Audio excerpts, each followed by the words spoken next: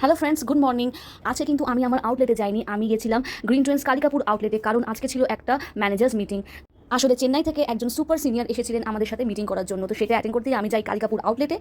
এটা হচ্ছে কালিকাপুর আউটলেট, যেটা আমার আউটলেটের থেকে অনেকটা সাইজ ওয়াইজ বড়। এনারা হচ্ছে আমার কালিগ, তো সবাই মিলে আমরা একসাথে অনেকক্ষণ মিটিং করি। তো আজকে সারা দিনটা খুবই প্রেশারের মধ্যে দিয়েই আমি কাটিয়েছি, কারণ মিটিং ছিল, স্যার এসেছিলেন, তো তার একটা এক্সপেকটেশন আছে, আর উনি অনেক কিছু আমাদের শিখিয়ে বুঝিয়ে গেছেন যাতে আমরা আরও ভালো করে আমাদের স্কিল ডেভেলপ করতে পারি আর আরও ভালো করে স্টোর অপারেশনস শিখতে পারি। তো এই অবধি সব কিছু ঠিক ছিল, কিন্তু হঠাৎ আনএক্সপেক্টেডলি কোম্পানিতে এমন কিছু একটা হয়ে গেছে, যার জন্য আমি এত মোটিভেটেড থাকার পরও আমি এখন ডিমোটিভেট হতে বাধ্য হচ্ছি, আর আমি খুবই আপসেট। আমি ভাবিনি কোম্পানিতে এরকম কিছু একটা হবে।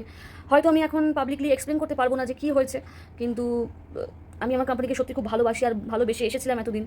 আমার পার্সোনাল লাইফটাও খুব হ্যাম্পার হচ্ছে, তো আমি খুবই আপসেট। আর সেরকম কিছু বলার নেই।